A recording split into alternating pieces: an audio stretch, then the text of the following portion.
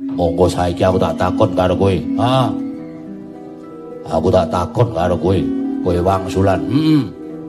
Anakku sing urung rabi sapa? Aku. Kowe arep rabi apa ora?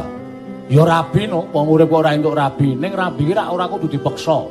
Ora kudu dijiat, manut karo atine. Ngono. Sapa jodohku sesuk ya aja dijodokke, mergo jodoh ki sing jodokke dudu wong tuwa kaya sampeyan, ning sing gawe urip. Sing gawe urip jodohke. Ana tetembungan dipalang ana gunung, dipalang ana segara, nek jodoh mesti ora kurang jaran. Ning saben dina runtang-runtung, nek urung jodone ya ora kejararan le bakal pisah. Kuwi mergo gedene panguwasaning Gusti.